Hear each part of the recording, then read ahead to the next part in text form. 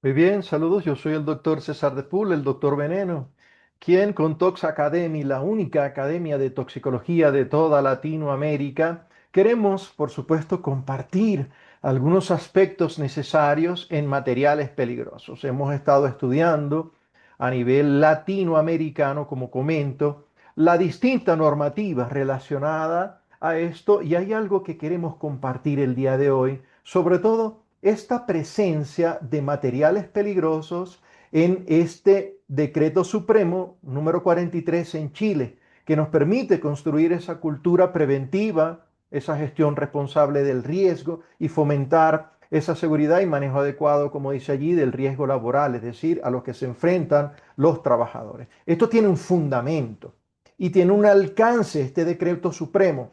De allí este reglamento que permite almacenar sustancias peligrosas, clasificarlas, tener bien claro esos requisitos críticos para el almacenamiento y la operación y por supuesto saber qué rol tienen estas personas en capacitación, en prevención de los riesgos, cómo gestionar responsablemente el riesgo de parte del empleador, alinearlo organizacionalmente con todos los empleados. Es decir, finalmente, vemos estos objetivos que tiene este decreto supremo 43 y las condiciones mínimas de seguridad exigidas al empleador y qué implicancias legales tiene y reputacionales tiene en este país.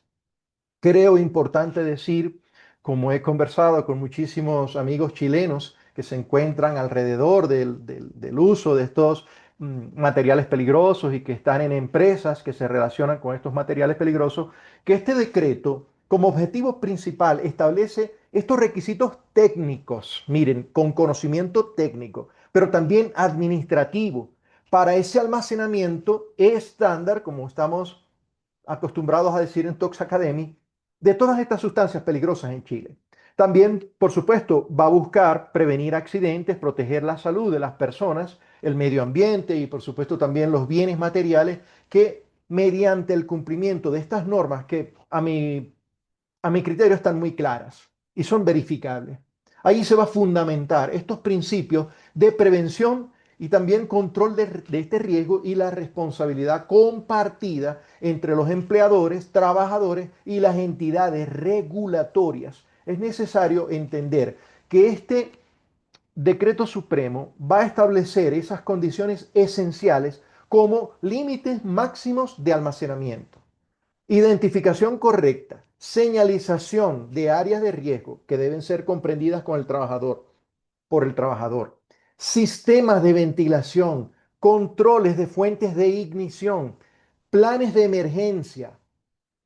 ¿Por qué? Porque los estudios demuestran que el cumplimiento riguroso de estas condiciones van a reducir significativamente esa ocurrencia de estos incidentes con estas sustancias peligrosas en los entornos industriales, que como comentamos siempre también en Tox Academy, no se gana el apellido peligroso de gratis, sino que tiene una razón de ser.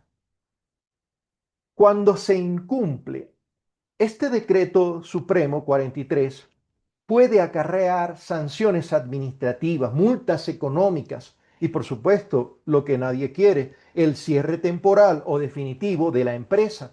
Además, todas estas empresas pueden enfrentar riesgos reputacionales significativos que conocemos en la historia, muchas empresas que lo han vivido y que por estos incidentes y accidentes y enfermedades graves que impactan en la confianza de los clientes, de las comunidades laborales, afectan la continuidad del negocio, que es otra cosa que nosotros los toxicólogos ocupacionales siempre estamos allí para participar, en la continuidad operacional, en la continuidad del negocio de esa empresa. Y por supuesto el valor de la marca a corto, mediano y a largo plazo no es lo mismo. Hay muchos estudios entonces que demuestran que las compañías finalmente con un gran desempeño en cumplimiento normativo tienen un mejor posicionamiento corporativo y competitivo que otras que no tienen estos servicios adicionales de toxicología ocupacional. Por eso, al conceptualizar, al definir, al establecer criterios de una sustancia peligrosa, como se describen las 9 clases principales en este decreto supremo y en esta normativa chilena 382, se puede hacer un manejo especializado y por supuesto los riesgos asociados son claramente valorados, analizados. Esta normativa chilena 382, miren que va a colocar a la sustancia peligrosa como aquella que representa estas fuentes de daño que nosotros estamos acostumbrados también en Tox Academy a conceptualizar, fuentes de daño y la probabilidad y consecuencia de la presencia de esta sustancia con sus características físico-químicas, químicas, toxicológicas, tanto para la salud humana como para el medio ambiente. Hay muchos criterios para estas clasificaciones que por supuesto van a incluir la inflamabilidad, la corrosividad, la reactividad, la toxicidad, la explosividad, aparte de otros que enseñamos en la Academia de Toxicología, densidad, pH, liposolubilidad, muchísimos parámetros que te van a permitir identificar y gestionar adecuadamente los riesgos asociados a estas diferentes, digamos, sustancias o materiales peligrosos que normalmente los conocen como hazmat o MATPE. Entonces, esta normativa 382 va a agrupar esas sustancias, igualmente como se hace a nivel internacional, en 9 clases de materiales peligrosos o de clases de materiales peligrosos que van desde los explosivos, como conocemos, gases, líquidos, sólidos, peróxidos, por supuesto, todo lo que es tóxico, infeccioso, radioactivo, corrosivo y las mezclas de los anteriores. Esto lo vemos muy bien también en la clase del diplomado de toxicología ocupacional, ese diplomado internacional. Por cierto, muchísimas gracias, por supuesto, por la gran acogida que ha tenido esta gran recepción y que los participantes estén contentos y satisfechos. Es nuestra garantía de que se está haciendo un trabajo bien bonito, bien precioso. Ojalá podamos tenerlos a cada uno de las personas que necesitan formarse en estos diplomados internacionales, tanto el de toxicología ocupacional como el de toxicología clínica, por supuesto, para saber atender a los pacientes intoxicados. Entonces, bueno, cada clase principal va a atender estos riesgos específicos y va a requerir de medidas de manejo particulares. Por ejemplo, supongamos, líquidos inflamables. Muy bien, presentan un alto riesgo de ignición, se van a encender, pero hay otras sustancias, por ejemplo, como las tóxicas, que por otro lado van a comprometer la salud de las personas expuestas por inhalación o por contacto, que son las vías principales donde las encontramos en las industrias, allí a los trabajadores expuestos. Entonces, cada clase de sustancia peligrosa requiere un procedimiento especializado: almacenamiento, manipulación, transporte, eliminación, y eso basado en sus propiedades, en el riesgo que comprende. Todos estos, digamos, aspectos incluyen el uso de estos equipos de protección personal específicos, revisar los sistemas de ventilación, la segregación física, lo que llamamos incompatibilidad química, la capacitación constante al personal para minimizar la ocurrencia de estos accidentes y que ninguno a corto o mediano plazo, como iba comentando, presente enfermedades, porque sucede que con una sola exposición a estos materiales peligrosos, el trabajador puede quedar con secuela. Bien lo saben mis alumnos de Tox Academy, pueden quedar con secuelas para siempre. Entonces eso se llama enfermedad ocupacional. A eso se llama intoxicación ocupacional o profesional. Qué coincidencia que el listado del 2010, del año 2002, revisado en el 2010, de la OIT, como siempre lo comento, en el primer aspecto, en el primer punto, tiene el listado de sustancias químicas como enfermedad profesional. Pero como siempre lo he dicho, se lo he dicho a la gente de la OIT, no es enfermedad profesional, se llama intoxicación ocupacional. Ténganlo presente. ¿Por qué? Porque ahí entonces vamos a nosotros a reforzar ese manejo adecuado. ¿Por qué? Porque el manejo, por el contrario, a veces nosotros enseñamos lo que es a través de lo que no es, que es un recurso docente, ¿no? Entonces nosotros decimos, el manejo inadecuado va a aumentarte entonces el riesgo de los incendios, de las explosiones, de las intoxicaciones, de las infecciones, de los derrames de los contaminantes. No puede ser. Hay que vencer eso a fuerza del conocimiento. Y de hecho, este decreto por la normativa también va a establecer esos umbrales de almacenamiento. ¿Qué tiene que ver con la autorización sanitaria? Por otro lado, las normativas específicas para las instalaciones, la documentación, los procedimientos necesarios frente a estas sustancias, frente a estos materiales peligrosos. Entonces, este decreto supremo 43 te va a establecer esos umbrales específicos de volumen, de concentración, a partir de los cuales se requiere autorización sanitaria para el almacenamiento de sustancias peligrosas. Todos estos límites van a variar dependiendo de la clase de la sustancia y del tipo de instalación. La autorización va a implicar, por otro lado, una evaluación técnica que garantice el cumplimiento de las medidas de seguridad y va a evitar el almacenamiento excesivo que podría aumentar el riesgo de incidente y accidente, como ocurrió en el año 2020, que es otra cosa que recordamos en Tox Academy. ¿Qué ocurrió con el nitrato de amonio en el puerto de Beirut? Investiguen, lo vemos en clase. Bien, normativas específicas para estas instalaciones. Todas deben cumplir todas estas especificaciones para la construcción, para la ubicación, para la señalética, para el control de acceso, para el mantenimiento. Todo eso, por supuesto, va con las normativas de ventilación, de resistencia estructural. Se debe saber y estar en el estándar de que contenga derrames, de que pueda haber separación mínima entre los depósitos. La normativa complementaria, como por ejemplo normativas chilenas, digamos, normativas técnicas, dan soporte detallado para asegurar esta integridad y esa seguridad operacional. ¿Por qué? Porque, vuelvo y repito, no es una opción. Es obligatorio mantener esa documentación actualizada que incluya las fichas de datos de seguridad, las hojas de seguridad, los planes de emergencia, los simulacros, los registros de inspección química, de riesgo químico y los protocolos operativos. Todos estos documentos van a servir para no solo el cumplimiento normativo, sino también para capacitar al personal, al trabajador, para facilitar auditoría, para mejorar la respuesta ante emergencias. Los procedimientos tienen que estar muy claros y, por supuesto, que garanticen la gestión sistemática de la presencia de estos riesgos en la empresa. Por eso no es solo decir formación anual obligatoria, sino cuánto es la periodicidad en que se deben tratar estos temas que son claves para la capacitación. Peligros, riesgos, hoja de seguridad, equipo de protección personal, procedimiento, inspección de riesgos químicos, inspección de las instalaciones, el fomento de la cultura preventiva, la participación activa de los trabajadores, que finalmente lo hemos dicho, es el protagonista de nuestra gestión preventiva. Formación anual obligatoria es clave para mantener actualizados a los trabajadores en normativas, las mejores prácticas que se puedan llevar a cabo, los protocolos de seguridad.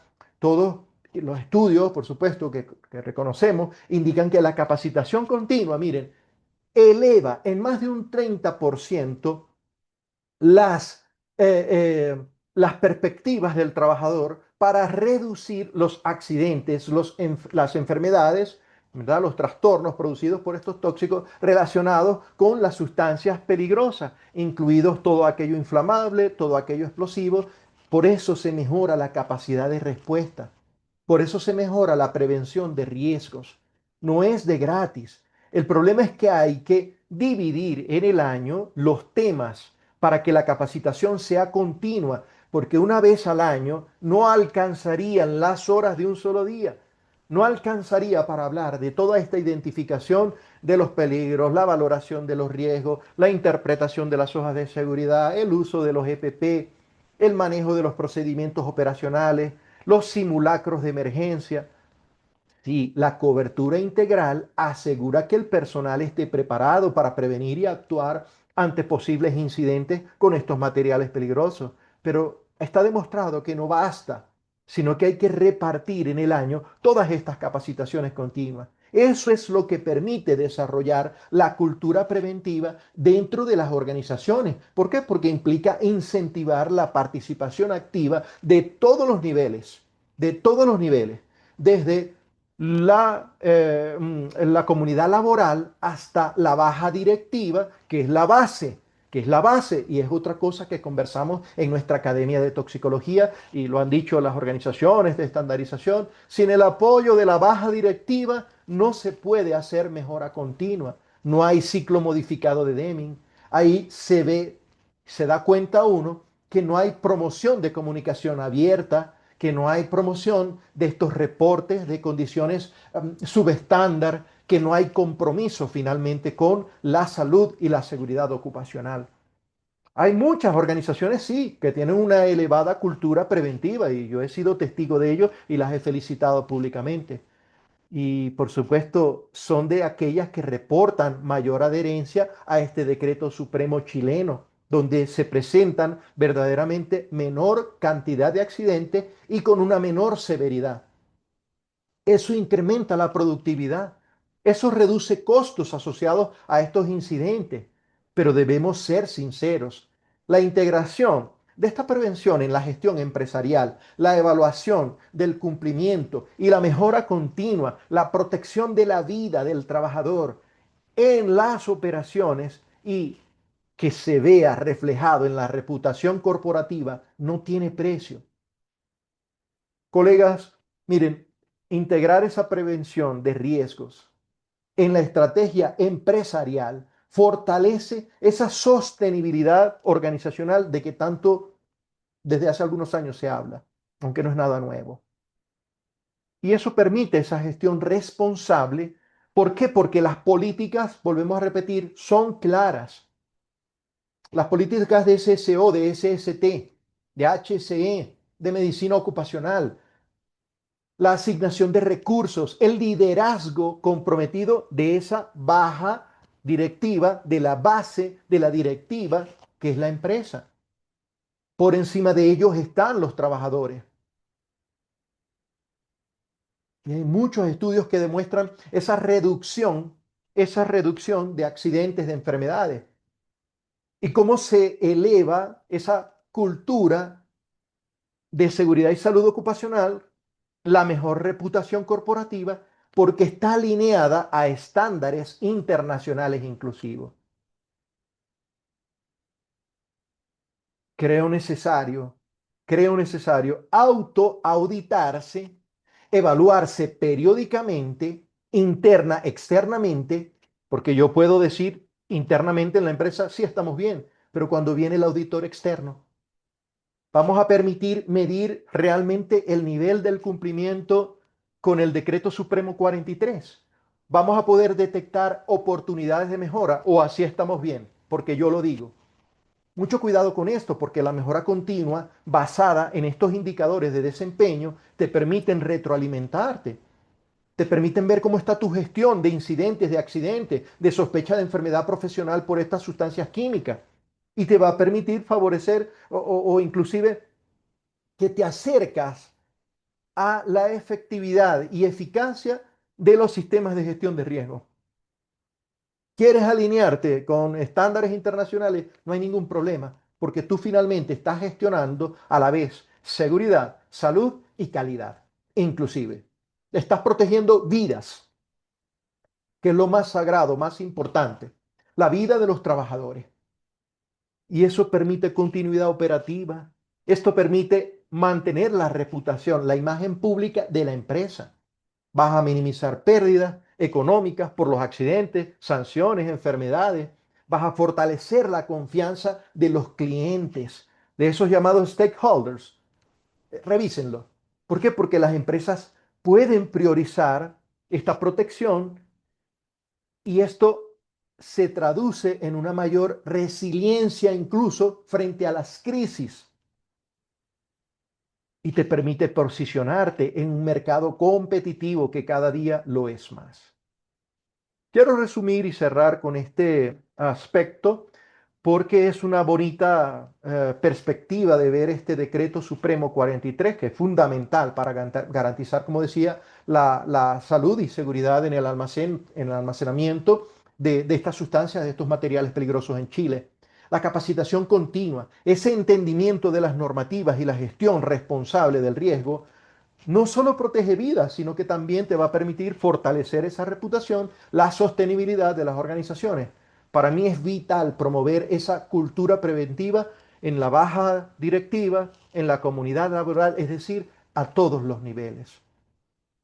Quiero despedirme finalmente con una frase que creo que hemos acuñado y la decía Ramazzini. Siempre es mejor prevenir que curar. Siempre es prevenir lo mejor, lo más importante y lo sagrado. Y en la única academia de toxicología de Latinoamérica, desde Chile hasta México, estamos unidos en avanzar en esta cultura, en esta protección y en saber atender verdaderamente estas emergencias y a los intoxicados. Muchísimas gracias. Nos vemos en una próxima oportunidad.